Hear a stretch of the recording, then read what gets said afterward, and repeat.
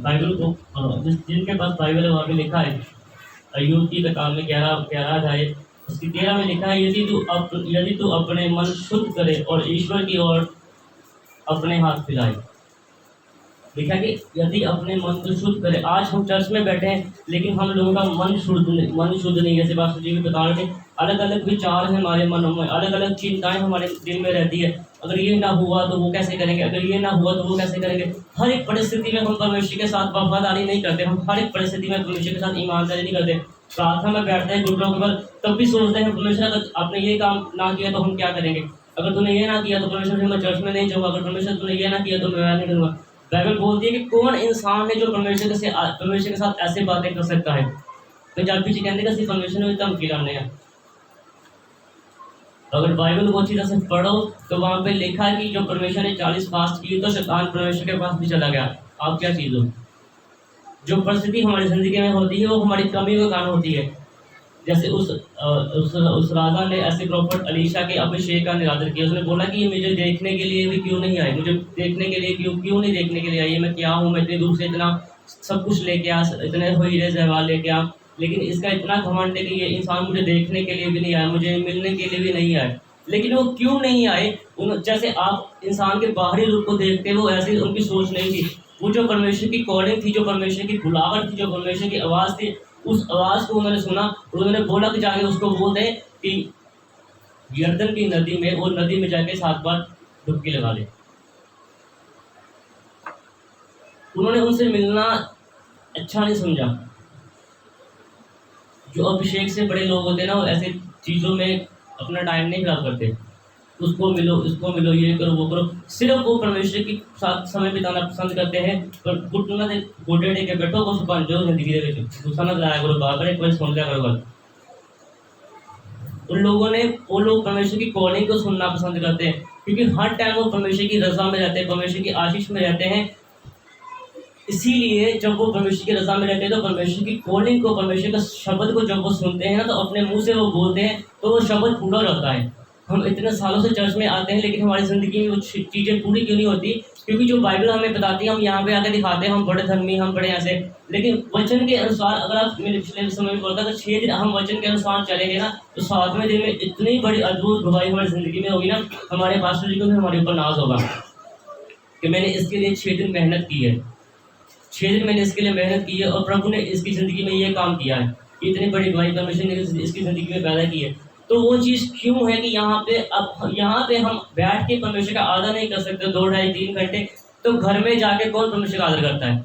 तो फिर हम कोसते हैं बाइबल में लिखा है ऐसे होता, हमारी ज़िंदगी में ऐसे क्यों नहीं होता। पास्टर जी ने ऐसे बोला, पास्टर जी ने दुआ की, हुआ क्यों नहीं।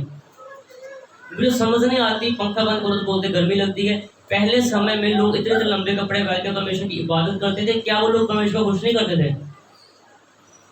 अभी बाइबल में लिखा कि वहां पे उन्होंने ढूंढा कि इस शहर में कोई भविष्यवक्ता हो।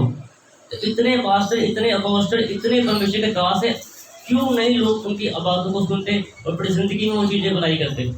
जिस परमेश्वर ने लाजर को इतने दिन से मुड़े इंसान को परमेश्वर ने जिंदा किया, क्या वो यदि हम गर्मी में बैठेंगे, सर्दी में बैठेंगे तो वो परमेश्वर में मरने देंगे। असि बहाने आने में समझ नहीं आती। और कभी किसी चीज़ का बहाना, दवाई खानी है, फास्ट नहीं करना, इधर बैठ के ऐसे इबादत नहीं करनी, हमें दीवार का सहारा चाहिए। जो इंसान परमेश्वर मुर्दों को जिंदा कर रहे, लंगड़ों को चलाते हैं, अंधों को आंखें देते हैं, यार कि वो परमेश्वर आपको अपने भवन में ऐसे बैठे देंगे। लिखा वचन में भी मैंने पढ़ाया कि अपने मन को शुद्ध करो। जब चर्च में बैठ के भी आपका मन दो चित्ता है, ये है वो है, ये है वो है, तो कैसे आशीष आप पे काम करेगी। फिर आप गवाही देंगे मैंने ऐसे हुआ, मैंने बोला मैं चर्च में चले जाऊँ, मैं ऐसे चले जाऊँ, मेरे ये हो गया, मुझे हो गया। जब बात ही नहीं वचन का निरादर है, वचन का जो अप्लाई हमारी जिंदगी में 6 दिन नहीं होता तो यही कुछ होगा ना। बाइबल में एक चीज भी ऐसी नहीं है जिन्होंने परमेश्वर की वाचा को सुना हो, परमेश्वर की आज्ञा को माना हो और परमेश्वर की आत्मा ने उनकी जिंदगी में काम ना किया हो। इतने इतने बड़े चमत्कार हुए, कैसे हो गए थे तो वो इंसान ही ना। प्रॉफिट मूसा ने समुद्र में से जाके समुद्र को 2 भाग कर दिया प्रार्थना के द्वारा, अभिषेक के द्वारा। कितनी प्रार्थनाएं की होगी। हम यहाँ पे 2 ढाई घंटे नहीं बैठते तो घर में क्या करते हैं। क्यों मुश्किलें परेशानी हमारी जिंदगी में क्यों है। अगर किसी के ऊपर अभिषेक है तो उसको हम कुछ जानते हैं, ये अपने को कहते हैं जी, अपने को करता है जी। वो अभिषेक के द्वारा ही उन्होंने समुद्र को 2 बार कर दिया। जैसे अभी बता रहे थे, वो अभिषेक के कारण ही उनको जो शेर थे वो टच भी नहीं कर सके, क्योंकि उनके अंदर उनको जो परमेश्वर का कलाम था, जैसे वो बता रहे थे, उनको महक आ रही थी कि इसके अंदर परमेश्वर की मसा है, परमेश्वर की अनॉइंटिंग इनके अंदर है। जैसे वो बता रहे थे कि इतने इतने समय दौरा करते थे, अपने अपने अंदर आप झांक के देखो, यहाँ पे आपको टेस्ट में देते हुए ऐसे हो गया, वैसे हो गया, फलाना टमकाना हो गया। एक दिन में 2.5 घंटे प्रार्थना का समय बनता है। किसी इंसान ने आज तक 2.5 घंटे तो बड़ी दूर की बात, उससे ऊपर भी नहीं की होगी। कमियां क्यों है? जब हमारी जिंदगी में प्रार्थना ही नहीं है तो कमियां ही होगी हमारी जिंदगी में, और क्या होगा? जब मन शुद्ध ही नहीं है, चर्च में बैठ के भी अलग अलग तरह के विचार हमारे मन में सोचते हैं, चर्च खत्म हो जाएगा तो हम ऐसे करेंगे, अगले अगले सप्ताह में ऐसे करेंगे। लिखा कि उन्होंने अपने मन को परमेश्वर के वचनों के ऊपर लगा के रखा। जब शैतान परमेश्वर के पास गया तो उसने बोला, परमेश्वर जी ने बोला कि ये भी लिखा है कि तू अपने परमेश्वर की परीक्षा ना कर। तो हम क्यों ऐसे हालात पैदा करते हैं? जब हम प्रार्थना नहीं करते, शैतान हमारे दिलों में, हमारे दिमाग में काम करता है, हम उस चीज़ को अप्लाई करते हैं, उस चीज़ को हम सुनते हैं, जो परमेश्वर की वचन हमें परमेश्वर के दास सुनाते हैं, उसको हम नज़रअंदाज कर देते हैं, हम हल्के में लेते हैं। हम सोचते हैं उस समय में हो गया, अब ये चीज़ें नहीं हो सकती। अब ये चीज़ें क्यों नहीं हो सकती?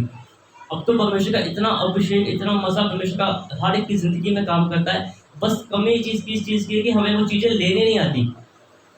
कमी किस चीज़ की है कि हमें वो चीज़ें लेने नहीं आ रही। जिन लोगों ने ली है, उन लोगों ने बाइबल को पढ़ो कि कैसे उन्होंने कैसे उस चीज़ को, उस ग्रेस को उन्होंने परमेश्वर के दासों से लेके, वो परमेश्वर के दासों से वो चीज़ों को लेके अपनी ज़िंदगी को उन लोगों ने कितना फलवंत बनाया। आज हमारी ज़िंदगी में बुलाहट है परमेश्वर की, फलवंतता, हम फलते फूलते क्यों नहीं है? क्योंकि हम परमेश्वर के वचनों के अधीन नहीं है। जब बोला अपने मन को शुद्ध कर, लिखा वचन में कि अपनी सारी चिंता तो मेरे पे डाल दे। प्रार्थना करके भी फिर भी ईमान नहीं रखते परमेश्वर, फिर भी सोचते हैं किसी तरीके ना होर कोई सर्कल घूम जाए तो बढ़िया जी, परमेश्वर ने ना किया फिर ऐसे कर लेंगे ना, उस प्लान के ऊपर आप निर्भर रहते हैं। लेकिन जो जो जीवित परमेश्वर है, जिसकी हम उपासना करते हैं ना, वो जीवित परमेश्वर है, वो परमेश्वर आज भी जीवित है। तो क्या अगर हम अच्छे मन से, सीधे मन से परमेश्वर के साथ अच्छा रिश्ता बना कर रखेंगे, तो क्या वो परमेश्वर हमसे बातें नहीं करेंगे? बाइबल को पढ़ो तो वहाँ पे ऐसे ऐसे नबी थे, भविष्यवक्ता थे, जिनसे परमेश्वर सामने आमने सामने, जैसे आप मुझे देख रहे हैं, ऐसे परमेश्वर उनसे बातें करती। कितनी मेहनत, कितनी प्रार्थनाएं उन्होंने की होगी, कितने उपवास उन्होंने किए होंगे। उपवास करने के लिए भी हम उपवास नहीं करते, असी दवाई खाने से ये असी वो। मैं इसलिए बार बार बोलता हूँ, जिस परमेश्वर ने इतने बड़े काम तब किए, पैराडाइज चले, हर एक चीज़ परमेश्वर ने की, उस समय में हुई, आज भी परमेश्वर अपने दासों के द्वारा वही अभिषेक काम करता है। तो आप उस चीज़ के ऊपर बिलीव क्यों नहीं करते? यदि आप उस चीज़ के ऊपर विश्वास रखोगे तो परमेश्वर आपको उस बीमारी के गड्ढे में से बाहर लेके आएंगे और आप तंदुरुस्त रहोगे, आपके बच्चे तंदुरुस्त रहेंगे। जो पैसे आप दवाई के पीछे खर्च कर रहे हैं, वही पैसे आप परमेश्वर के भवन में लेके आएंगे, परमेश्वर के कामों के लिए खर्च होगा। अभी तो बाइबल में लिखा है कि परमेश्वर ने सिर्फ 10वां हिस्सा जो आप कमाते हो वो दो। अगर परमेश्वर ने 10 हिस्से मांगे होते, एक हिस्सा खर्च करने के लिए खुद किया होता, तो फिर इंसान क्या करता? हम परमेश्वर को कुछ भी नहीं दे सकते। अगर यदि हम परमेश्वर को दे सकते हैं, सिर्फ अपने आंसू दे सकते हैं परमेश्वर को। जब हमारे सर पे पड़ती है ना, तो तब सब घुटनों के बाद आगे प्रार्थना करते हैं, परमेश्वर मेरी जिंदगी में ये मुश्किल होगी, परमेश्वर मेरी जिंदगी में ये होगी, अब तो परमेश्वर आप ही हो, अब तो हमारे पास कुछ भी नहीं, अब तो सिर्फ आप ही सहारे हो। जब खुशी आती है तब परमेश्वर को याद भी नहीं करते, तब पैसे पे अभिमान होता है, अपनी जान पहचान पे अभिमान होता है। तो बाइबल में लिखा है कि जब अभिमान करना है तो मेरे ऊपर कर, मेरी वाचा पे अभिमान कर कि मेरा अभिषेक तेरे ऊपर काम करता है। हर एक चीज़ जब परमेश्वर के वचन के साथ अपनी ज़िंदगी में आप चलते हो ना, तो रत्ती भर भी आपकी ज़िंदगी में कोई करवाहट, कोई मुश्किल, कोई परेशानी, कोई चीज़ वो नहीं आती, क्योंकि परमेश्वर की अनोइंटिंग आपको जाती है, परमेश्वर का अभिषेक आपको जाता है, परमेश्वर आपको दिखाते हैं हर एक चीज़ के बारे में। जब शैतान हमारे सामने आता है ना, तो उससे समय परमेश्वर का आत्मा में हमारी ज़िंदगी में काम करता है कि बेटे ये बात गलत है, ये बात सही है। लेकिन हम अपनी अभिलाषा के लिए, अपनी खुशियों के लिए हम शैतान की बात को मान लेते हैं और परमेश्वर की बात को नज़रअंदाज करते हैं। फिर हम बोलते हैं हमारा नुकसान हो गया, हमें ये हो गया, हमारे साथ ऐसे हो गया, हमारी गाड़ी का एक्सीडेंट हो गया, हमारे साथ ऐसे हो गया, हमारे साथ वैसे हो गया। वो क्यों है? आज भी इतने समय चलते हुए परमेश्वर का हमें हो गए, लेकिन हमारी ज़िंदगी में आज भी कमी है, हमारे अपने मन को शुद्ध नहीं करते।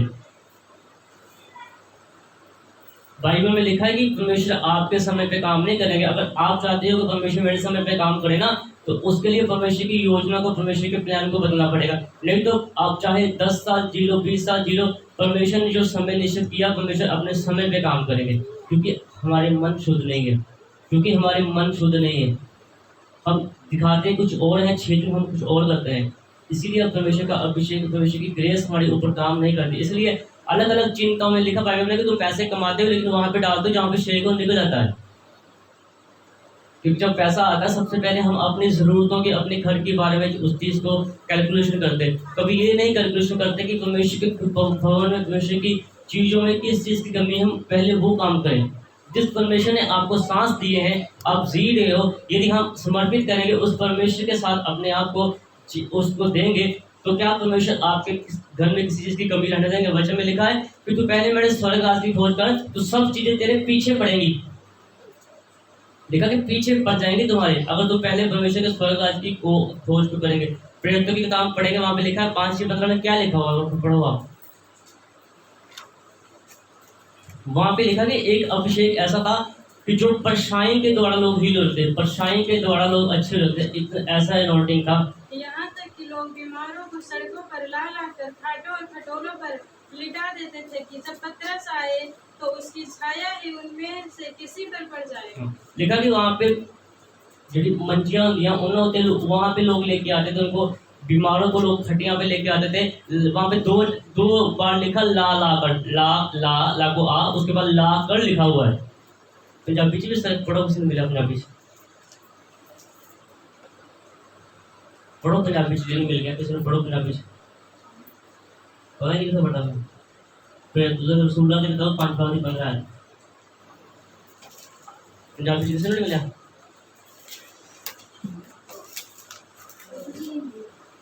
ਇੱਥੇ ਥੋੜੀ ਜਿਹੀ ਲੋਕ ਰੋਗੀਆਂ ਨੂੰ ਵੀ ਬਾਹਰ ਚੌਂਕਾਂ ਵਿੱਚ ਲਿਆਂਦਾ ਅਤੇ ਉਹਨਾਂ ਨੂੰ ਖਟੋਲਿਆਂ ਅਤੇ ਮੰਜੀਆਂ ਉੱਤੇ ਪਾਇਆ, ਇਸ ਲਈ ਕਿ ਜਦ ਪਤਰਸ ਆਵੇ ਤਦ ਹੋਰ ਨਹੀਂ ਉਸ ਦਾ ਪਰਛਾਵਾਂ ही ਉਹਨਾਂ ਵਿੱਚੋਂ ਕਿਸੇ ਉੱਤੇ पै जाए। यहाँ पे नहीं लिखा है, हिंदी की बाइबल में लिखा है ला कर, वहाँ पे लिखा कि लोग कितने वहाँ पे लेके आते होते, इसलिए उन लोगों का विश्वास देखो, उन लोगों का मन देखो कि सिर्फ उस भविष्यवक्ता पतरस प्रॉफिट जी की परछाई पड़ जाए। परछाई पड़ेगी, कितने समय के लिए पड़ेगी? इंसान चलेगा और गुजर जाएगा, लेकिन यहाँ पे तो 3-3 घंटे आप इबादत में बैठते हो, फिर उसके पास जी घर ही बुलाने दुआ करने वास्ते, फिर भी कमी क्यों नहीं? लिखा कि उनका ऐसा ईमान था कि वो भविष्यवक्ता चले, परछाई पड़े और हम अच्छे हो जाए। पूछे भी नहीं किसके लिए दुआ करने, क्या दुआ करने, छूना भी नहीं लिखा वचन में। ऐसा ईमान उनके ऊपर, ऐसी अनॉइंटिंग थी। और दूसरे जो लोग थे, उनका विश्वास था कि ये गुजरेंगे और हम अच्छे हो जाएंगे। कैसा ईमान था, कैसा मन था कि वो इंसान गुजरेंगे, हमारे सामने, हमारे टच भी नहीं करेंगे, हमें छुएंगे भी नहीं, उनकी परछाई से हम बीमार, कोई ये छोटे मोटे भी नहीं, फिर होने में लगता है, मुझे टांगों में दर्द है, मेरे सर में मेरा कलेजा फट रहा है, मुझे ये हो रहा है। देखा कि बीमार उस खाट पे वो डलता है जो लंबे समय से बीमार हो। देखा कि लंबे समय से जो बीमार जो वहाँ पे रखा होगा, वो चलेंगे, परछाई पड़ेगी और वो इंसान अच्छा हो जाएगा, वो इंसान हील हो जाएगा। तो अगर आप भी अपने दासों के प्रति ऐसा ईमान रखो, ऐसा विश्वास रखो, तो आज भी परमेश्वर का वो अभिषेक परमेश्वर के दासों में काम करता है। कमी हमारे विश्वास में है, हमारे दान, हमारे दसवंत में है। जो बाइबल बोलती है उसी के अनुसार अपनी जिंदगी को नहीं व्यतीत करते, क्योंकि बाइबल में लिखा है, प्रभु यीशु मसीह बोलते हैं कि जो मैंने किया तो मुझसे भी बड़े बड़े काम आप किया करोगे। मुझे में लिखा है कि जो मैंने किया उससे भी बड़े बड़े काम आप करोगे। तो कमी ढूंढो, कमी किसमें? आज वचन को सुन के जाना है तो उसको 6 दिन अपनी जिंदगी में अप्लाई करना है। पास्टर जी बार बार बोलते हैं कि जो वचन हम बोलते हैं उसको लिखो, कॉपी पे लिखो, घर में जाकर 2 बार 3 बार पढ़ो। जिस चीज़ की नहीं समझ आती, मुझे पूछो, मुझे कॉल करो या मुझसे आके बात करो। हम वो चीज़ों के पीछे क्यों नहीं भागते? हम वो चीज़ के पीछे क्यों नहीं भागते? जब पास्टर जी फ़ोन करते हैं, पास्टर जी हमें बुलाते तो हम समय पे आते नहीं। जब पास्टर जी को हमारी ज़रूरत होती है तो हम फ़ोन ही नहीं उठाते। और जब आपके सर पे पड़ती है तो एक ही मिनट में 4-4 फ़ोन करेंगे, नहीं फ़ोन उठाया, कहीं भी इंसान बैठा तो अगर कस्टमर इससे पहले सबसे बात ये बोलेंगे पास जी ने फ़ोन नहीं उठाया। मुझे भी एक दिन कॉल आया तो मैंने उसको बोला, मैंने कहा मुझे आप सैलरी देते हो महीने की? मैं कहा भाई इसमें तनख्वाह तो दे नहीं, मेरे बच्चे हैं, मेरा घर है, मैं किससे लाऊंगा? मैं कितने बैठा हूँ, कितने बिजी है, कहीं पे बैठा हूँ, नहीं फ़ोन उठा सकता। मैंने कहा मुझे सैलरी तो दे रहे हो कि आपने मुझे खरीद लिया, जो मैंने कमाया है वो मैं बाजार में थोड़ा मिलता है, मसा वो कमाना पड़ता है। आप मुझे सैलरी तो दे रहे महीने की, ये वो सैलरी लो और फाइनली दुआ कर दो। आशीष लेने का भी ढंग होता है, हुक्म देते हैं प्रार्थना कर दो जी। बात करने का ढंग होता है, बस जी क्या हाल है, ठीक हो, घर में सब ठीक है, क्या मैं आपसे 2 मिनट बात कर सकता हूँ? एक लहजा होता है, एक ढंग होता है किसी से आशीष निकलवाने का। ऑर्डर देंगे प्रार्थना कर दो जी, हाँ हमें ये हो रहा है जी, खुदा की रजा ना हो आपको अच्छे करने की, फिर क्या होगा? कमी मतलब मुश्किल, मेरे कहने का मतलब कि आई क्यों? इतने समय चलते हो भी मुश्किल आई क्यों? मुश्किल के लिए दुआ करने की पड़ी। कहाँ पे अब देखो, अगर आप सेवक हो, अगर आप कलीसिया हो, तो देखो कहाँ पे कमी रह गई इतने साल, जो हमारी जिंदगी में ये मुश्किल है, उस कमी को सुधार लो। अपने मन को शुद्ध करो, किसी अनॉइंटिंग के ऊपर, किसी के ऊपर ऐसे टिप्पणी मत करो।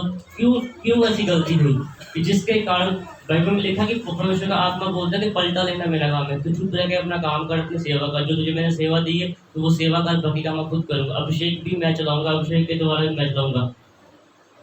ये चीज़ होती है कि ढूंढो उस चीज़ को। जैसे पिक्चर देखते हैं तो वो देखते हैं कि यार ये गाना बोला था, इस गाने में ये शब्द था, इसके अगली लाइन कौन सी थी, पिछली लाइन कौन सी, उसको मैंने काट के स्टेटस पे डालना है, जब मैंने वो सुन ली है, मैंने गुनगुनानी है। तो उस चीज़ को ढूंढो कि अगर हमारी ज़िंदगी में आज ये काम हुआ तो ये काम क्यों हुआ। इतने साल से चर्च जा रहे हैं, ये नुकसान अगर मेरे घर में हो गया तो ये नुकसान मेरे घर में क्या क्यों हुआ? क्या मैंने 6 दिन कंटिन्यू प्रार्थना नहीं की? क्या 6 दिन 3 समय प्रार्थना कर चाहिए मैंने वो नहीं की? क्या जो दान देता हूँ वो मैंने दान कम दिया?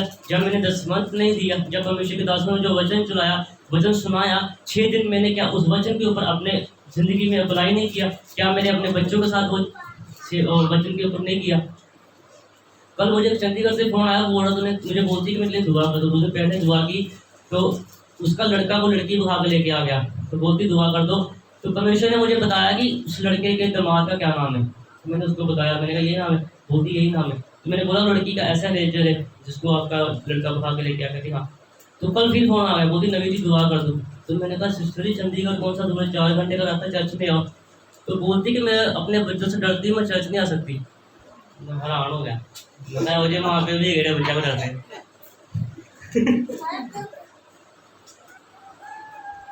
कहती नबी साहब वो ना बच्चे यहाँ भी उसकी रिश्तेदार है, अमृतसर में उसकी रिश्तेदार है, मतलब करना कुछ नहीं है, प्रार्थना भी करवाओ, दान भी नहीं देना, मज़ा भी लेना है और चर्च भी नहीं आना। तो जिन्हें परोठे बनाने हैं उन्हें पता है गर्मी में कितना सोच लोगों बनाने, इसलिए खा के मजे लेने। हम तो खा के मजे लेंगे ना। जो कुलचा लगा रहा है उसको पूछो कितने सेब के बीच में हाल डालता है, फिर कुलचा पकता है, फिर से हम उसको बोलते हैं थोड़ा कराड़ा कर दो, और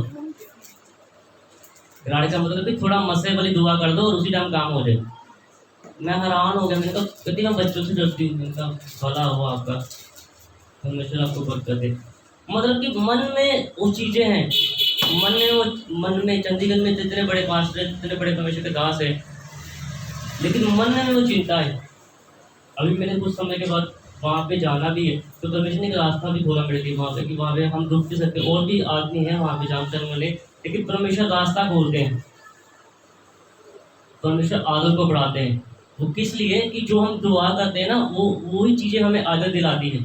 जो हम दुआ करते हैं, जो लोगों की ज़िंदगी में परमेश्वर का काम होता है, परमेश्वर की हीलिंग काम करती है, वो ही चीज़ें हमें आदत दिलाती हैं। तो जैसे हम इतने साल से चल रहे हैं, हम क्यों नहीं बढ़ते? क्योंकि हम प्रार्थना नहीं करते, हल्के में लेते हैं। मैंने कई पास्टरों को भी देखा है कि जो जिस बेड पे हम सोते हैं उसी बेड पे हम प्रार्थना करते हैं। क्या वो आप सोचो क्या वो बात ठीक है? किसी के घर में मीटिंग जाते हैं, वहाँ पे फोटो डाल देंगे, वहाँ पे बैठे खाना खा रहे हैं, उस बिस्तर पे बैठ के उसी बिस्तर पे बैठ के आप प्रार्थना करें, उसी बिस्तर पे हम सोते हैं, पवित्रता ही कहाँ पे रह गई? प्रभु मूसा जी को बोल दिया था कि वहाँ पे से जूते उतार के साइड पे, उस जगह पवित्र है, उसी बिस्तर पे सो रहे हो, नहीं सर्दी लग रही है, नहीं हमें गर्मी लग रही है, पंखे के नीचे, उसी बिस्तर पे आप, क्या बिस्तर पवित्र जगह है आराधना के लिए? इतनी बार वो प्रचार करते कि लिखा कि वो वहां पे गए, उन्होंने खिड़की बंद कर ली, वो साइड पे गए, उन्होंने एकांत में प्रार्थना की। परमेश्वर के ऊपर जब परीक्षा का समय आया तो बाइबल में लिखा कि परमेश्वर प्रभु यीशु मसीह जी ने पहाड़ पे जाकर प्रार्थना की। हम तो अपने कमरे से बाहर नहीं आते। फिर पास्टर जी इतने महीने हो गए ये काम क्यों नहीं हुआ? जो भी आप यूट्यूब पे पिक्चर देखते हो, जब से हमने शुरू की देखनी, पापा जी ने दिखाई हमें दया सागर, उससे बाद अब तक जो भी देखी, मैंने एक भी वीडियो ऐसी नहीं देखी जिसमें प्रभु यीशु मसीह जी ने या प्रभु के दास किसी ने, किसी प्रेरित ने, किसी अपोस्टल ने, किसी प्रॉफिट ने बिना घुटने टेक के प्रार्थना की हो। जिन लोगों को परमेश्वर जी की आत्मा चला रही है वो लोग वीडियो बनाते हैं, परमेश्वर ही उनको बताते हैं ना, उस समय वो लोग ऐसे आराधना करते थे, तो हम वैसे आराधना क्यों नहीं करते? जहाँ पे हमारे काम करने वाला बोलेगा जाओ हम जाएंगे, जैसे वो करेगा कैसे काम करो हम करेंगे। तो जो सही ढंग है परमेश्वर के साथ रिश्ता बनाने का, हम वैसे क्यों नहीं बनाते?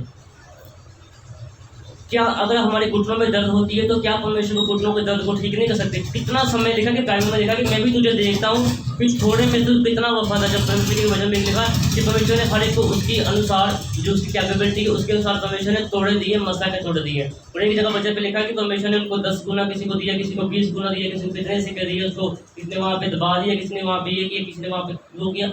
परमेश्वर भी देखते हैं कि 2.5-3 घंटे इबादत में आके हम किस ढंग से परमेश्वर के सामने अपने आप को पेश करते हैं।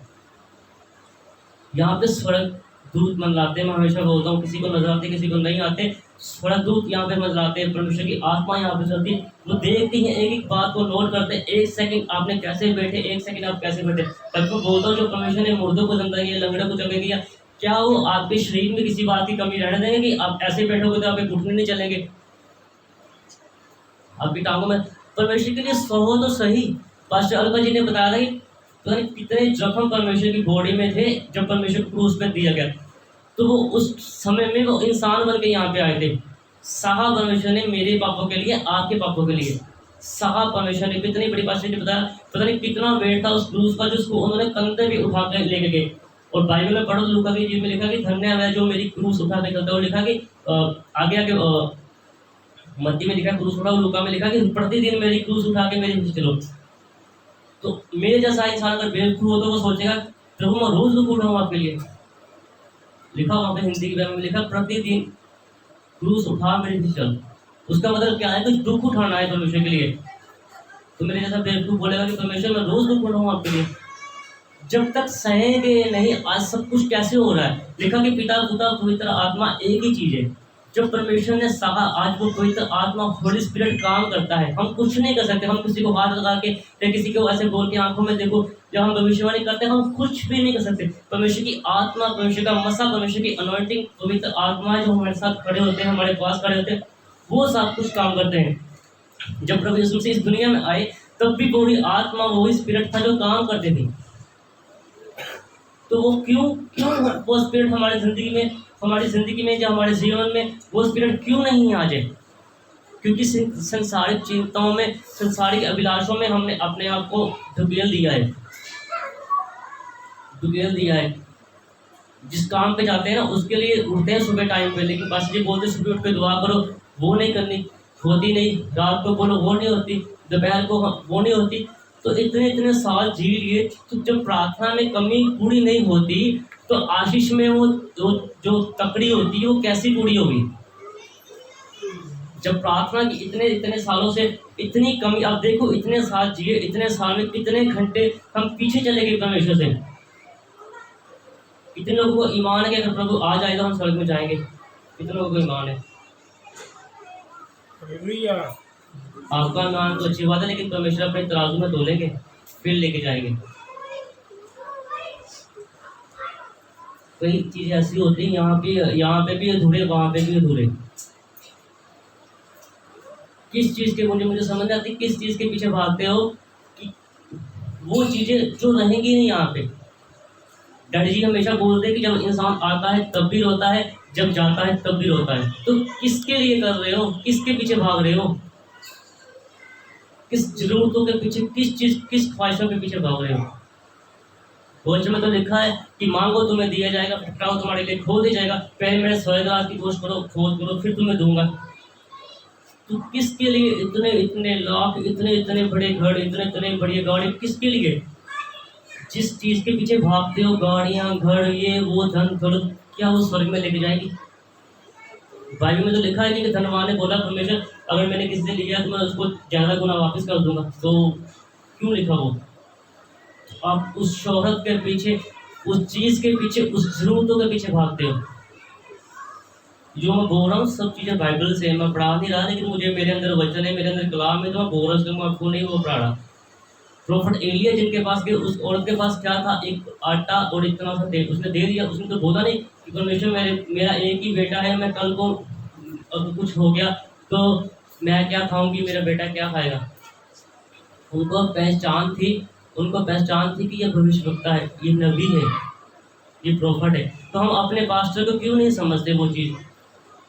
हम सोचते हैं अगर इसको दे दिया, घर का खर्चा कैसे चलेगा, बच्चे की फीस कैसे चलेगी? किसने? आप इधर देखो, मेरे लिखा हुआ थल्ले से लगे ना, खोल के देखो। तो अब देखो कि किसने दिया। अगर मैं जिंदा हूँ, मैंने काम किया, मैं चल के गया, मैंने सारा दिन काम किया, मैंने 1 महीना काम किया, तो मुझे सैलरी मिली, मुझे पगार मिली, तो मेरी जिंदगी में, मेरे जीवन में बल किसने दिया? परमेश्वर ने। तो फिर मैं परमेश्वर को देने के लिए अपने मन शुद्ध क्यों नहीं करता? एक चर्च है, अभी मैं इसको डालूंगा, मैं उनका नाम नहीं बोलूंगा, एक पास्टर है, आपकी तस्वीर अभी मैंने कन्वेंशन हो तो तुम गए सी और फेफड़ी ने दे। एक बंदे को पिछली कन्वेंशन पे 2500 बोला, अभी 5000 एक बंदे को, एक मेंबर को 5000। उनको पता मैं किसकी बात कर रहा हूँ, जाके पूछ नाम से। एक कलीसिया के बंदे को 5000 रुपया कन्वेंशन करने के लिए, पिछली बार 2500 बोला था, जितनी बर्सी पे अब गए थे। हम 500 बोलते और बोल नहीं देते। कितनी बड़ी कन्वेंशन, अभी वो जो सब ये हुआ ना, तो उन्होंने लोगों की हेल्प करके आए, वहाँ पे वो वीडियो डाली, फोटो डाली, कहाँ से हेल्प हो गई? कलीसिया के सर से। मैं कहीं जाऊँ ना जाऊँ, परमेश्वर ने ऐसा सर्कल दिया मुझे, सब जो न्यूज़ होती है ना मेरे फ़ोन में, मेरे नंबर पे खुद आ जाती है। तो देखो कि कहाँ पे इस ये नहीं कि मैंने टाइम पास कर रहा हूँ, इस चीज़ को अपने दिमाग में रखो, पिक्चर को अपने दिमाग में रखो, कहाँ पे कमी है? इतने इतने साल हो गए, कहाँ पे कमी है? क्यों वो चीज़ें हो आपके सामने हम बड़े हुए, बड़े हो कहाँ तक पहुँच गए, एक इंसान से हम प्रॉफिट बन गए, आप क्यों नहीं वो चीज़ें कर सके? अपनी ज़िंदगी में क्यों नहीं कर सके? परमेश्वर ने बोला इसके ऊपर भी मूसा वाला अभिषेक दूंगा, जो आने वाला बेटा होगा उसके ऊपर मैं ग्रेस को बढ़ाऊंगा। क्यों परमेश्वर पीढ़ी दर पीढ़ी हमें चुन रहे हैं? हमारे ऊपर परमेश्वर अपनी अनॉइंटिंग को, हमारे लेवल को क्यों बढ़ा रहे हैं? जो बच्चा दुनिया में नहीं, परमेश्वर ने उसके लिए भविष्यवाणी की कि वो अपनी सासों से भविष्यवाणी करेगा। क्यों? क्योंकि अब वफादारी से चलते हैं। कई लोग बोलते हमने बनाया, हमने खड़ा किया। बाइबल में लिखा कि मैंने तुझे माँ के कोख से पहले चुन लिया था। कई बोलते कि हमने ऐसे किया, हमने ये शिक्षा, हमने ये रास्ते में डाल दिया। मेहनत तो उसने की, आपने तो निर्णय लिया चल ये काम कर ले, मेहनत तो उसने की, फल उसकी मेहनत का उसको फल मिल रहा। क्यों है कि परमेश्वर को, हमेशा मैं बोलता हूँ, परमेश्वर को काम करने के लिए एक अच्छा जिस्म चाहिए, एक पवित्र जिस्म चाहिए, जिसमें आगे परमेश्वर की आत्मा अपना काम करती है। जैसे शैतान काम करता है ना, उसको भी एक जिस्म चाहिए, जो दुष्ट आत्मा वो होती है उसको भी एक जिस्म चाहिए। वो जिस्म गंदगी से, गलत चीज़ों से बड़ा होगा तो उसमें आके दुष्ट आत्मा वास करती है, फिर परमेश्वर का जलाल काम नहीं करता, फिर हमें दुआ करवाने की जरूरत पड़ती है। लेकिन जब परमेश्वर की ग्रेस आपके ऊपर होती है, परमेश्वर की ग्रेस जब आपके ऊपर होती है ना, तो फिर दुआ करने की जरूरत नहीं होती। क्योंकि संत इतने सालों से घुटनों के बल होकर प्रार्थना करें ना, आप उनके चेहरे को देखोगे तो आप फील हो जाओगे। हालेलुया। क्योंकि बोलते हैं कि संत के पास्टर के ऊपर, प्रॉफिट के चेहरे के ऊपर एक ग्रेस होती है, अलग अनॉइंटिंग होती है। जब प्रॉफिट मूसा हुक्म लेके आए थे ना, तो इतने चेहरे के ऊपर इतना उनके उजाला था कि लोग उनको देख नहीं पाते थे। तो आज भी वो आंखें चाहिए देखने के लिए, आज भी उनके ऊपर वो अनॉइंटिंग काम करती है, वो ग्रेस काम करती है, लेकिन ये है कि हम देख नहीं पाते। हमारा विश्वास नहीं है, हमारा मन वो चीज़ों के लिए नहीं है।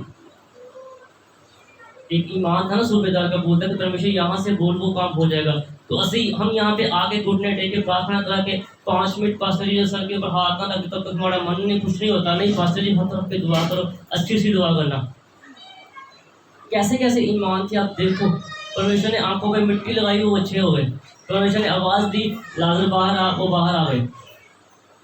उन्होंने बोला लंगड़े चल, तो लंगड़े चलना शुरू हो गए। प्रॉफिट अलीशा ने बोला, वहाँ पे जाकर 7 बार डुबकी ले गए वो चल। कैसे कैसे चमत्कार परमेश्वर ने वहाँ पे की है। वो क्यों हुए? वो ग्रेस था परमेश्वर का, वो मसा था।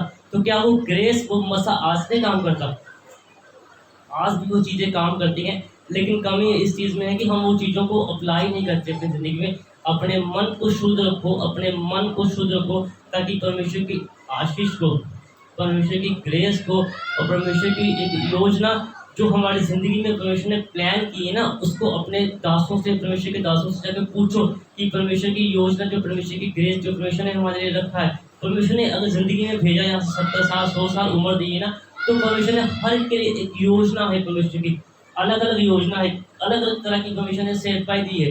लेकिन हम लोग अपने ही घर की चिंताओं में, घर की ऐसी बातों में उलझ के आधी उम्र हमने ऐसे निकाल दी है, चिंताओं में, ये वो है, ऐसे है, वैसे, कल ये करना, कुछ वो करना। अपने घर की प्लानिंग के लिए 1 सप्ताह पहले सोच लेंगे अगले सप्ताह ये करूँगा। अभी बड़ा दिन आ रहा है, किसी ने नहीं सोचा कि मैंने ये करना, मैंने वो करना, मैंने वो करना। अब किसी की शादी अगर घर में काट देगा, उसके लिए भी सोच लेंगे इसको इतने पैसे देने, नहीं तो ना पड़ जाएगी वहाँ पे। तो जिस परमेश्वर ने इतने सालों से ये सांस जो हम ले रहे हैं ना, इसका भी मूल हम अदा नहीं कर सकते परमेश्वर को। जो सांस हम ले रहे हैं, क्या हमने वो इतने सालों से वो कर्ज है हमारे सर के ऊपर? मैं ये सोचता हूँ, समझता हूँ कि वो कर्ज है हमारे सर के ऊपर, क्या वो कर्ज हमने परमेश्वर के सामने, परमेश्वर को या परमेश्वर के दासों को अदा कर दिया?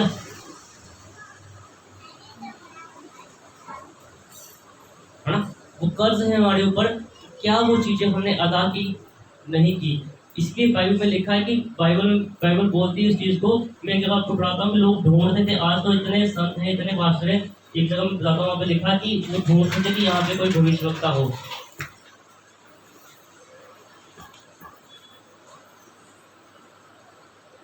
हाँ, दूसरा राजा 5 अध्याय और उसकी 8 में लिखा है, ये सुनकर अलीशा के राजा ने अपने वस्त्र फाड़े।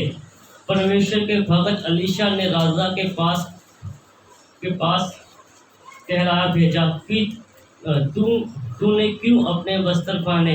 अब वह मेरे पास आया है, तब जान ले कि इस्राएल में एक भविष्यवक्ता है। उन्होंने बोला कि जान ले इस्राएल में एक भविष्यवक्ता है। एक देश की बात कर रहा हूँ मैं। आप देखो अमृतसर में कितने परमेश्वर के दास हैं। वो भविष्यवक्ता बोलते हैं कि तू जान ले कि इजराइल में एक भविष्यवक्ता है, एक प्रॉफिट है, एक नबी है परमेश्वर का। राजा को बोल रहा है, वो आम इंसान को नहीं बोल रहा।